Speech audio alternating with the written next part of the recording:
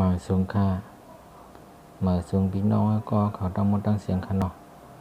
เมื่อในข่าวเดี๋ยวมาซับแล้วนี่ล็อกไลน์เปิดเพลงใน YouTube ถอมเสียงมันอะไรนั่นขนาดเนาะเขาก็ออกแอปมันเสียปล่อยหน้าจอเขารับไว้จนนั้นก็ไลน์ในคณะปกติแต่เพราะว่าเขาได้เปิดเพลงความใน YouTube บอกคำว่าใน YouTube จะไหนฮะนะครับบอกคำว่าในแอป YouTube จะไหนคะนะ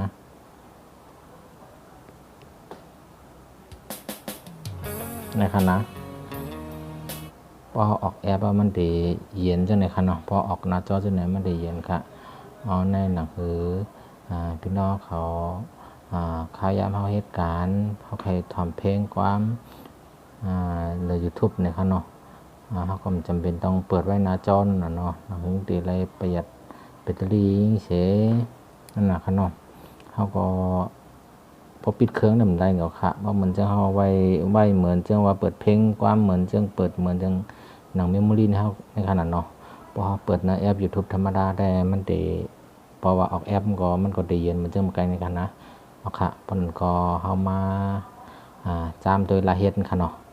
ออนดังสุดก็เขาก็ดีแอป YouTube ในเหมือนเก่าค่ะนะครับนะครับเอาว่าเขาได้เปิดเพลงในเนี่ยก็นะครับเด็กเขาดีแชร์นะครับนะครับพอเด็กก็ได้หันมาจังนะครับนะเขาก็เลิกดีขัดล็อกลิงก์นะครับนะพอเป็นภาษาอังกฤษก็เรียกว่า copy link แต่ว่าโดยจำหางนี่ก็แล้วค่ะเด็กกันในคำหนึ่งพอเด็กกันแนบยาวก็เขาขัดล็อกลิงก์มาค่ะคำนี้เขาก็ขึ้นออก YouTube ทั้งหมดนะคำแนวขึ้นเขาใน Google Chrome เนี่ยค่ะนะที่เป็นเรื่องเขียวเรียงม้วนๆเนี่ยค่ะ Google Chrome เนี่ยค่ะเพราะว่าไปมีในเครื่องเนี่ยก็เขาก็โหลดในไปสโตร์เลยค่ะก็กับมือถือรุ่นใหม่ได้แล้วมีมากกว่าเนาะค่ะเด็กเขาก็กำหนึ่งอันนี้พอมาฮอดเขามาใน Google Chrome ก็เด็กข้างไว้จังหนึ่งค่ะเด็กข้างไว้แล้วก็ปีมาดีนะที่มาวางใส่กันในคณะวางใส่กันแล้วก็เด็กก็จังหนึ่งค่ะไปกำหนึ่งค่ะเน็ตขาวเทิงนะคะมาเปิดเสียงเอาค่ะพอมาถึงตีในหน้าเนี่ยก็ในเด็กตี3 ตุ่มต้องสูงนะคะเนี่ย1 2 3 3 ตุ่มต้องสูงนะคะนะเด็กกันในพอเด็กกันในก็ในเดินลงมาอีกหนึ่งเว็บใช่เวอร์ชันเดสก์ท็อปเนี่ยนะเขาก็มาคิดวันนั้นนะคะอันไหนพอมาคิดวันที่ไหนก็มันก็ได้เหมือนว่าเขาเหมือนหนังเขาเปิดในคอมในพีจีค่ะเนาะในคอมพิวเตอร์นะครับเพราะว่าเจ้าแนวก็ออกในให้ออกตีตุ่มกลางก็อย่าไปออกตีตุ่มฝั่งซ้ายฝั่งขวาค่ะนะเพราะออกฝั่งซ้ายฝั่งขวาเนี่ยมันเด่นไรค่ะเราต้องออกตีตุ่มกลางในตุ่มเดียวก็ค่ะมาเด็กออกเขาก็แนวขึ้นหุดลงมาขึ้นหันนะที่พวกเขาค่ะนะแนวขาเอามาเปิดเพลงเหมือนจะเขาได้เปิด MP3 เลยค่ะนะครับอันในห้องต้องอยู่ตีนาแอปก็เปิดไรคันนะนาพวกเขารับกว่าก็เสียงกว่ามันเด่มเย็นค่ะอันนี้ได้ข้าวเด่มรับนาพงเหลียค่ะนะยันบอกว่าข้าวอัดคลิปไว้พวกเขาอัดคลิปไว้จังไหนพวกเขารับนาพงนี้ในเครื่องมันเดบันทึกวิดีโอเป็นกำเหลียวจังนั้นเนาะจังไรว่าข้าวเด่ม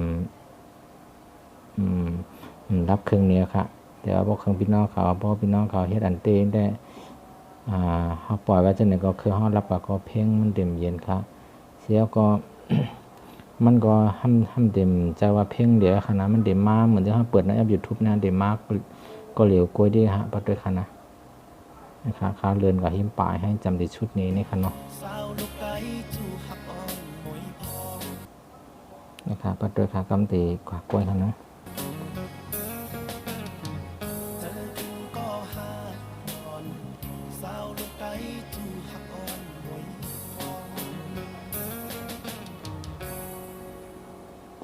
นะครับกำเตมาเพียงกว่ามันมาก็เหลียวก็นะครับ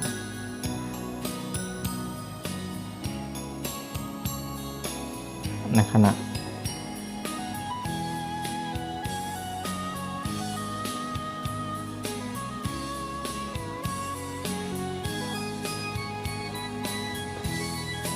นะครับ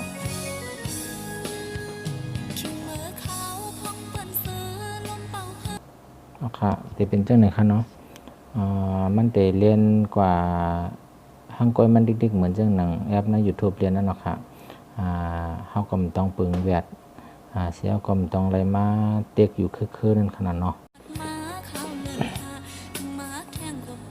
ค่ะนะครับมันได้เรียนเพลงความมันกว่าฮังก้อยต่อถึงหลายๆเพลงนั่นฮะเนาะมันก็ได้เรียนมาตามติ๊กๆเหมือนจังหนังใน YouTube นั่นเนาะค่ะนะครับลองตั้งมันได้เฮ็ดง่ายๆค่ะเข้ามาถ่อมเนอ Google Chrome จังไหนคะนะค่ะยินจมขอบใจถึงพี่น้องเขา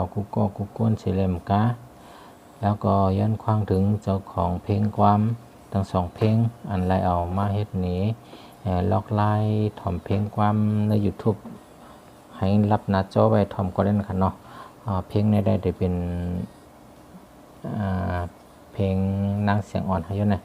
แล้วก็ดีเป็นของ YouTube ได้เป็นหานแรงออฟฟิเกะนะเสียก็เพลงมือไกลอันก็ฮักซ่านมือพองนั้นได้น่าจะเป็นเพลงในของคลิปทิปรีคอร์ดนะครับข้าวเตย้อนน้อมถึงจุเจ้าก็กุกล